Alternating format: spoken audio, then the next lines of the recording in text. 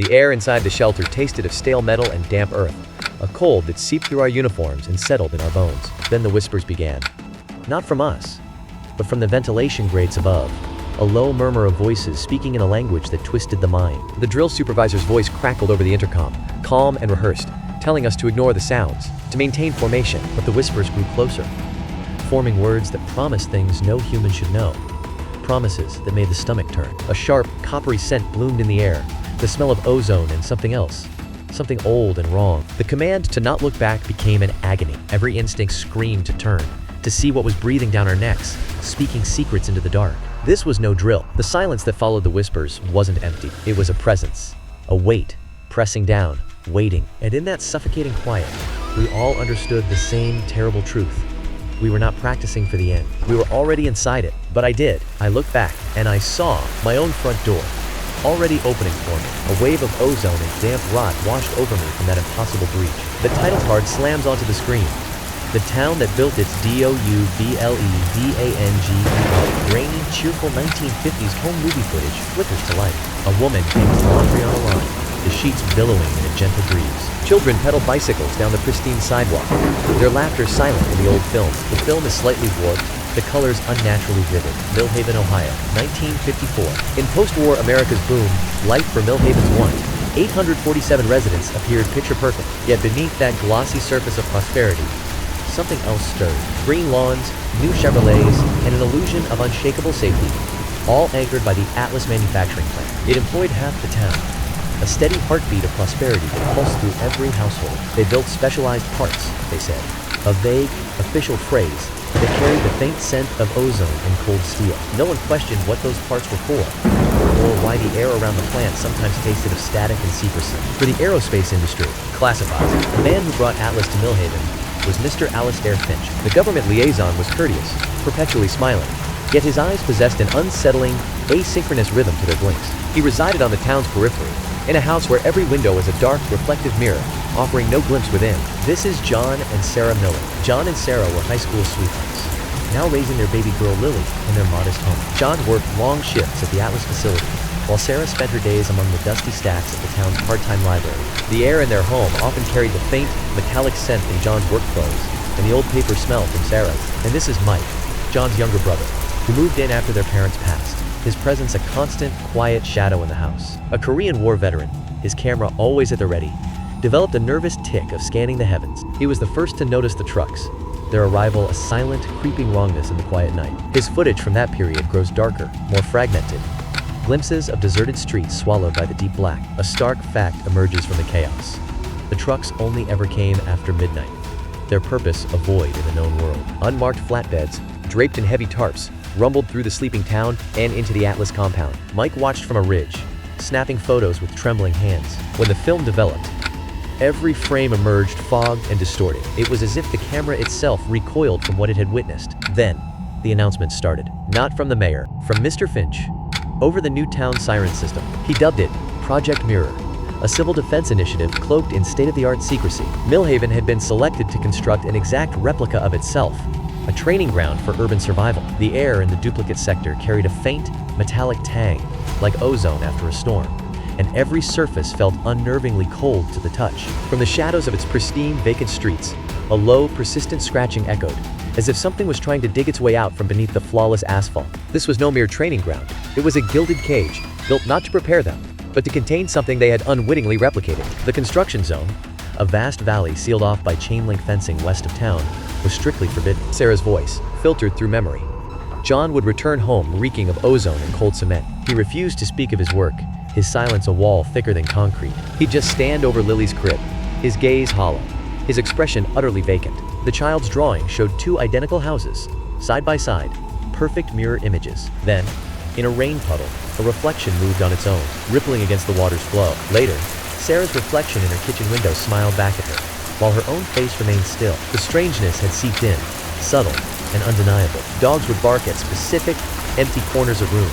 People reported hearing their own voices calling from their basements. Clocks in Millhaven began to lose exactly 2 minutes and 17 seconds every night, and the smell, when the wind blew from the west, It carried the scent of hot plastic and wet plaster, like a new dollhouse left in the rain. It wasn't a replica, John. I crept to the ridge last night under a moonless sky. The perimeter fences were down, lying twisted in the mud like discarded bones. The air carried the sharp scent of ozone and wet soil, but no sound of machinery. They're not building it anymore. The work has stopped. Something else has begun. It was complete. The project was finished. And then, the lights flickered to life.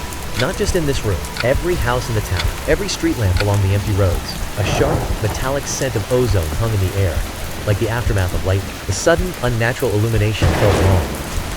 A violation of the deep, waiting dark. Suddenly, a piercing siren shattered the calm. Its wail vibrated through the very foundations of Millhaven. The air thickened with the metallic scent of ozone, while the scream trembled as if the town itself recoiled. Through the cacophony, Finch's voice cut like a blade, calm, commanding, and utterly chilling. His words hung in the heavy air. Attention, Millhaven. Project Mirror Phase 2 initiated. This is a mandatory evacuation drill. Proceed immediately to the town square. Walk in single file. The metallic taste of ozone clung to the air. A heavy, unnatural stillness pressed down on the empty streets. Do not look back. Do not speak. Your duplicate will guide you to safety. The air grew heavy with the scent of ozone and damp earth. Every instinct screamed eternally, but a primal dread held me fast, moving only where the silent copy led. It flooded the streets, not in chaos, but in a hollow, shuffling procession.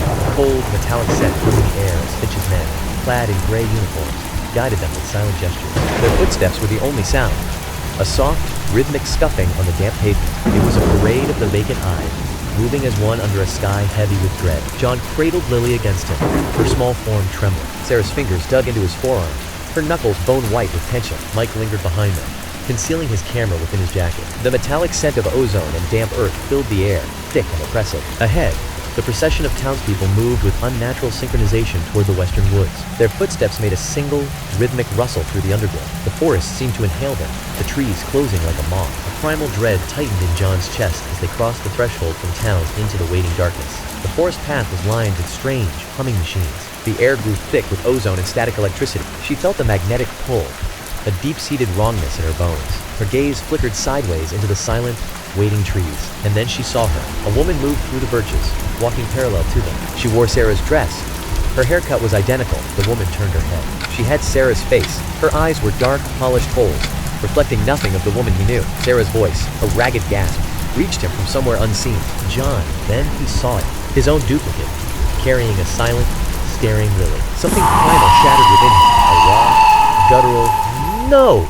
tore from his throat as he spun to flee. Mike was the only one who ran. He dove into a ditch, the metallic scent of ozone still clinging to the air. His heart hammered against the cold, damp earth, each beat a frantic drum in the oppressive quiet. Through his ragged breaths, Mike watched the entire town of Millhaven. His brother, his sister-in-law, his niece walked silently, almost trance-like, toward a massive warehouse-like structure built into the hillside. The air grew thick with the scent of damp earth and cold stone as the last of them disappeared inside. Then, with a final, grinding shudder, the door, a great metal maw sealed, shut behind them. In the sudden, absolute quiet that followed, broken only by the frantic rhythm of his own heart, Mike was left alone with the hillside and its silent, sealed secret. Then, from the direction of the real Millhaven, he heard footsteps, hundreds of them. From the town he'd just fled, doors groaned open on rusty hinges. Cheerful chatter, impossibly bright and normal, cut through the heavy air. An engine turned over, its familiar rumble now a grotesque mockery in the stillness. A child's laugh echoed, then vanished into the stillness. He crept back to the ridge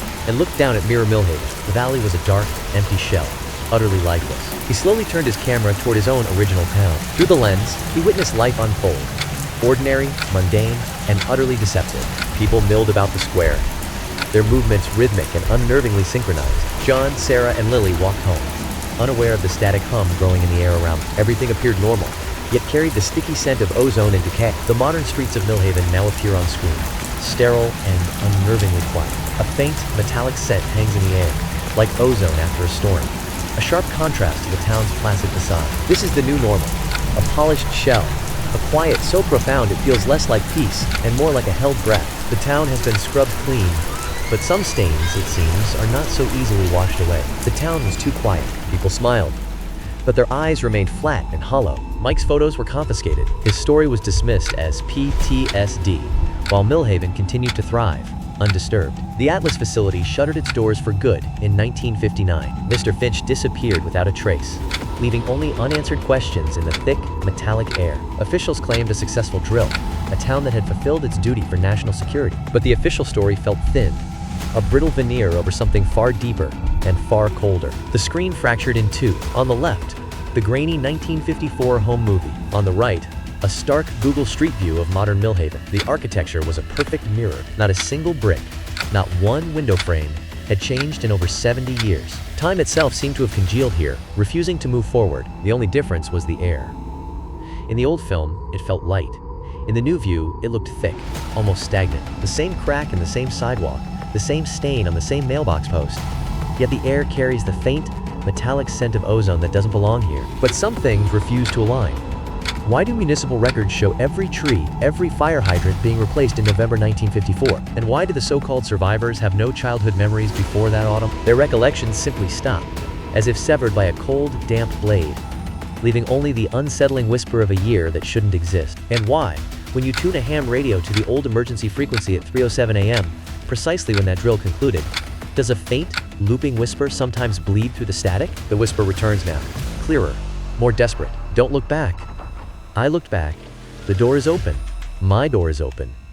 Which one of me came home? The scene cuts to a modern resident of Millhaven, a woman hanging laundry, just as in the old film. She pauses.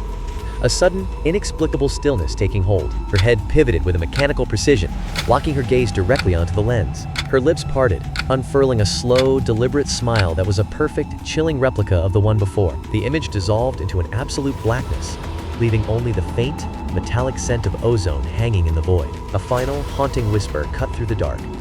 So the question isn't what happened to the town that built its stubble. The question is, who or what is living in it now? A metallic tang of ozone hung in the stagnant air. From somewhere unseen came the persistent, wet scratch of something sharp on concrete. The question wasn't idle curiosity. It was a cold knot of dread tightening in his gut. What were they practicing for?